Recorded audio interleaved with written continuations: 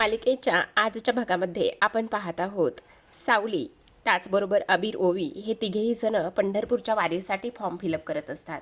तेवढ्यात सारंग येतो आणि म्हणत असतो, झाली का तयारी, झाली का तयारी असं म्हटल्याबरोबर लगेचच आता इथे सावली म्हणत असते, काय हे घाबरले ना मी.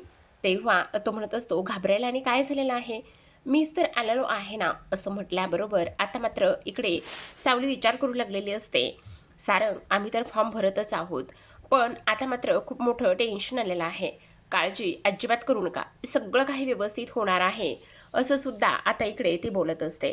आता हे सर्व काही बोलणं वगैरे सुरू असताना मात्र इथे आपण पाहतो की दुसऱ्या बाजूला मात्र ही मोनिका भैरवीच्या घरी गेलेली असते.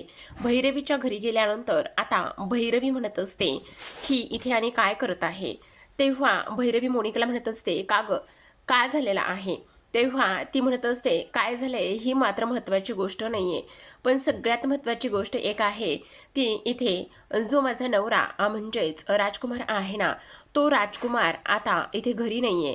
त्याचा फोन सुद्धा लागत नाही आणि तो सुद्धा घरी नाहीये. मला तर फारच जास्त टेन्शन आलेलं आहे असं सुद्धा आता इकडे ती बोलू लागलेली असते. आता हे सर्व काही बोलत असताना मात्र आपण पाहतो इथे मोनिका आता इथे वेगळ्याच विचारामध्ये असते. ही गोष्ट भैरवीला समजलेली असते. तेव्हा भैरवी मनातच म्हणत असते, बापरे ह्या राजकुमारने इथे खंडा सापडला आहे, ही गोष्ट मात्र अजून तरी सांगितलेली दिसतच नाहीये. आता तर हे माझ्या चांगल्याच फायद्याचं आहे असं सुद्धा आता इथे ती बोलू लागलेली असते.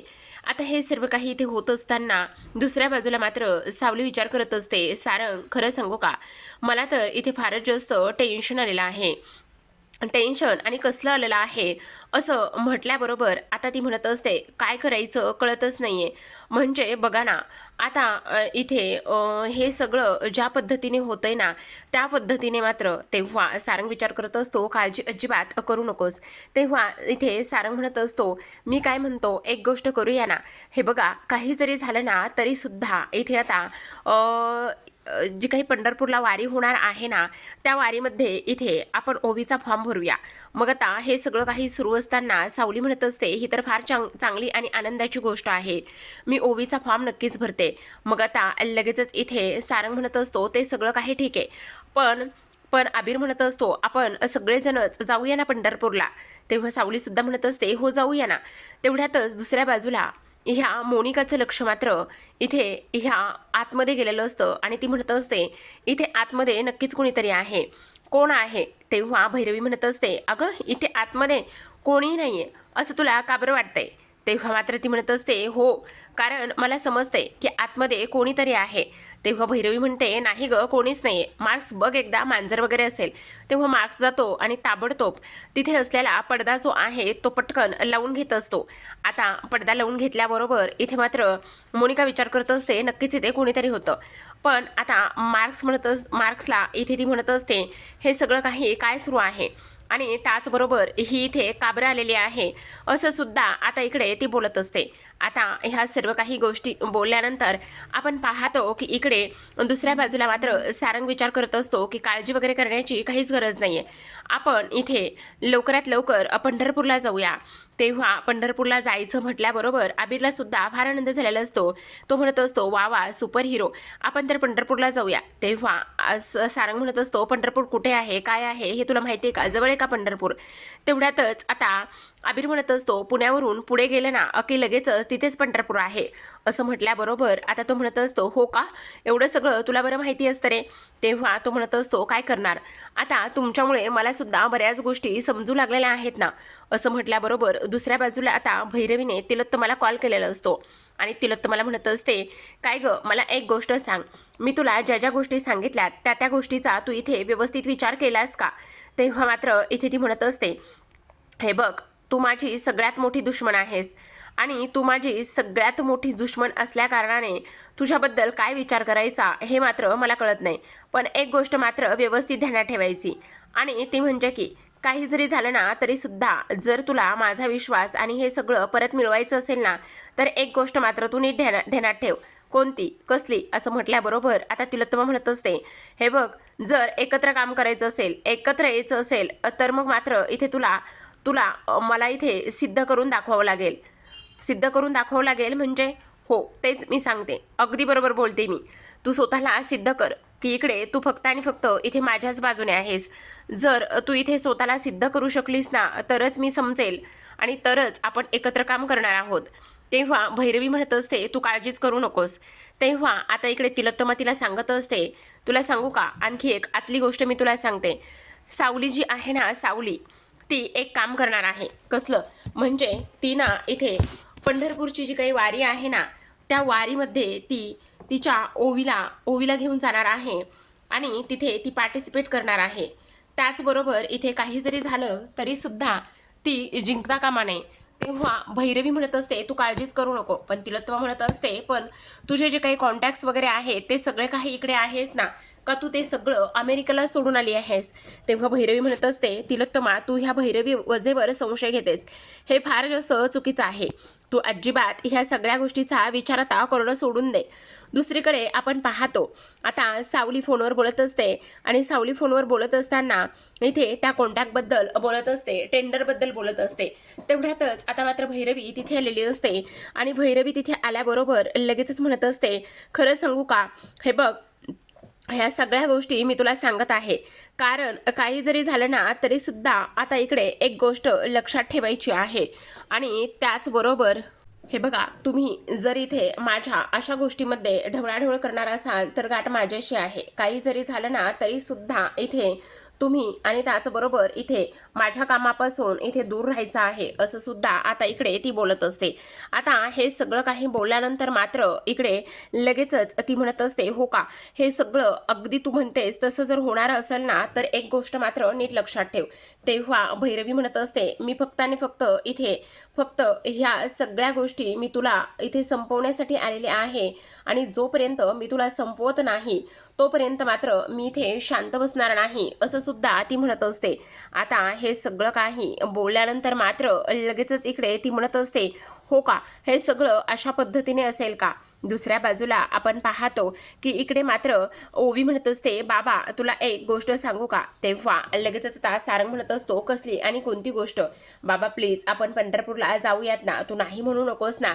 तेव्हा मात्र इकडे लगेचच तो म्हणत असतो, अगं ओवी, पंढरपूरला आपण जाणार आहोत पण तरी सुद्धा बऱ्याच काही गोष्टी इथे कराव्या लागतात. मग आता इकडे ती म्हणत असते, हो का, तू काळजी अजिबातच करू नको, सगळं व्यवस्थित होणार आहे असं बोलल्याबरोबर आता लगेचच इकडे मात्र अमृता आलेली असते आणि ती म्हणत असते, चला आपण एक काम करूयात, आपण ना इथे लगेचच ही जी काही पूजा वगैरे आहे ना ते करून घेऊयात असं म्हणून ओवी आणि त्याचबरोबर अमृता हे दोघेही जण आता इकडे पूजेसाठी उभा राहिलेले असतात. तेव्हा मात्र सारंग म्हणत असतो, मला एक गोष्ट समजत नाही, तुम्ही केव्हापासून इथे पूजा वगैरे ह्या सगळ्या गोष्टी करायला लागलात? तेव्हा ओवी म्हणत असते, अमृता काकू खरं सांगू का, मला ना इकडे ह्याला जायचं आहे, म्हणजेच मला ना पंढरपूरला जायचं आहे आणि पंढरपूरला जाण्यासाठी आपण ही पूजा छान पद्धतीने करून घेऊया. तेव्हा मात्र इकडे लगेचच ती म्हणत असते, हो तू काळजी अजिबात करू नकोस, तुला ना इकडे पंढरपूरला जाण्याची आणि ह्या सगळ्या गोष्टी करण्याची नक्कीच देव संधी देईल असं सुद्धा आता इथे ती बोलत असते. तेवढ्यातच आईंचा आशीर्वाद घे असं सुद्धा इकडे ती बोलत असताना ओवी मात्र निरागस धावतच तिलोत्तमाकडे जाते. पण तिलोत्तमा मनामध्येच बोलत असते, काही जरी झालं ना तरी सुद्धा तू त्या गाण्याच्या क्लासमध्ये जाणारच नाहीयेस आणि त्याचबरोबर तुझा हा जो काही भाबडा प्रयत्न सुरू आहे ना सारंग आणि सावलीला एकत्र आणण्याचा, तो कधीच मी यशस्वी होऊ देणार नाही असं तिलोत्तमा मनामध्ये बोलत असते. दुसरीकडे आपण पाहतो आता सावलीने भरलेलं टेंडर सुद्धा पुढे जाऊन पोहोचलेलं असतं आणि त्याच गोष्टीमुळे आता तिलोत्तमा मात्र भैरवी मात्र चिडचिड करत असते. तेव्हा तो माणूस म्हणत असतो, मॅडम हा सगळा इंटरनेटचा जमाना आहे, एकदा टेंडर भरलं की ते सर्व्हरमुळे ऑटोमॅटिकच पुढं जातं, त्यामुळे त्या सगळ्या गोष्टीमध्ये आपल्याला मात्र इथे काहीच करता येत नाही, ही गोष्ट मात्र तुम्ही व्यवस्थित ध्यानात ठेवायची. तेव्हा लगेचच आता इकडे ती म्हणत असते, हे बघा, मी हे जे काही स्पर्धा आणि ह्या सगळ्या गोष्टी घेणार आहे ना त्या मी मोफत घेणार आहे आणि जर मी हे सगळं मोफत घेणार असेल तर माझं टेंडर अप्रूव्ह झालं पाहिजे की नाही असं सुद्धा आता इकडे ती बोलत असते. दुसरीकडे आपण पाहतो टेंडर भरलं आणि त्यानंतर फोन येण्यासाठी मात्र इथे आता सावली खूपच जास्त आतुरतेने वाट पाहत असते. ती आता विचार करत असते की मला काय करायचं काय नाही ह्या गोष्टी कळतच नाही येतं. तेव्हा मात्र इथे जगन्नाथ तिला दिलासा देत असतात आणि म्हणत असतात, काळजी अजिबातच करू नको, सगळं काही व्यवस्थित होईल. आणि तुला एक गोष्ट सांगू का, हे जे काही टेंडर आहे ना, ते फक्त आणि फक्त इथे तुलाच टेंडर मिळणार आहे. तेव्हा सारंग आणि ओवी हे दोघेजण सुद्धा तिथे आलेले असतात आणि हे दोघेजण सुद्धा तिथे आल्याबरोबर ते म्हणत असतात, हो, हे टेंडर जे आहे ना, ते फक्त आणि फक्त इथे तुलाच मिळणार आहे. ही गोष्ट मात्र तू कायम लक्षात ठेव. त्याचबरोबर आता सावली म्हणत असते, पण मला समजत नाहीये काय करावं आणि काय नाही, ह्या गोष्टी मला अजिबातच समजत नाहीयेत. तेव्हा त्याच वेळेला मात्र इथे आता सारंग म्हणत असतो, काळजी करण्याची वगैरे काहीच गरज नाहीये. आणि त्याचबरोबर इथे एक गोष्ट लक्षात ठेवायची, काही जरी झालं ना तरी सुद्धा हे टेंडर मात्र तुलाच मिळणार आहे, हे मात्र तू विसरू नको. अगं, त्या भैरवीला हे टेंडर मिळणं शक्यच नाही. सगळेजण आता फोनची वाट बघत असतात. इकडे तिलोत्तमा सुद्धा वाट बघत असते, तर तिकडे मात्र सारंग, सावली आणि त्याचबरोबर इथे ही जी काही अमृता, भैरवी हे सगळेजण आता वाट बघू लागलेले असतात. कारण काही जरी झालं ना तरी टेंडर जे आहे ना ते फक्त आणि फक्त इथे सावलीला मिळावं असं सगळ्यांना वाटत असतं. पण आता प्रेक्षकांना माहिती नाही नेमकं काय होतंय आणि काय नाही ते. तेवढ्यातच आता सावलीचा फोन वाजतो. सावलीचा फोन वाजल्याबरोबर इथे आता सगळ्यांना असं वाटतं की हा टेंडर विषयीच फोन असेल, म्हणून ते लोक लगेचच फोन उचलतात. आणि लगेचच फोन उचलल्यानंतर आता मात्र इकडे तो फोन असतो फक्त आणि फक्त इथे गुरुकुलाबद्दल चौकशी करायला, की तुमचं गुरुकुल कधी सुरू होणार आहे म्हणून. आता हे सगळं काही होत असताना लगेचच इथे आता सावली विचार करत असते की काय करायचं काय नाही, ह्या गोष्टी समजत नाहीयेत आणि फोन तर अजून कसा आला नाहीये. तेव्हा मात्र सारंग सुद्धा आधार देत असतो आणि म्हणत असतो, सावली काळजी करू नकोस, काही जरी झालं ना तरी सुद्धा टेंडर मात्र फक्त आणि फक्त तुलाच मिळणार आहे. सावली म्हणत असते, सारंग सर ते सगळं काही ठीक आहे, पण टेन्शन मात्र मला येणारच ना, असं सुद्धा ती बोलत असते. तर आता इकडे मात्र अबीर सुद्धा म्हणत असतो, हो आई, तू कशाला एवढी काळजी करतेस, टेंडर तर फक्त आणि फक्त इथे तुलाच मिळणार आहे, तुला मात्र इकडे काळजी करण्याची काहीच गरज नाही, असं सुद्धा आता इकडे तो बोलत असतो. तर आता प्रेक्षकांनो, आजच्या भागात एवढंच. उद्याचा भाग पाहायचा असेल तर नक्की चॅनलला सबस्क्राईब करा आणि त्याचबरोबर आनंदाने पाहत राहा आपली सावळ्याची जणू सावली. कारण तुम्हाला जर हा प्रवास पाहायचा असेल आणि त्याचबरोबर सावलीची इथे वारी पाहायची असेल तर नक्की चॅनलला सबस्क्राईब करा आणि एन्जॉय करत राहा सावळ्याची जणू सावली. भेटूयात उद्याच्या नवीन अशा एपिसोडमध्ये. तोपर्यंत अगदी मनापासून धन्यवाद.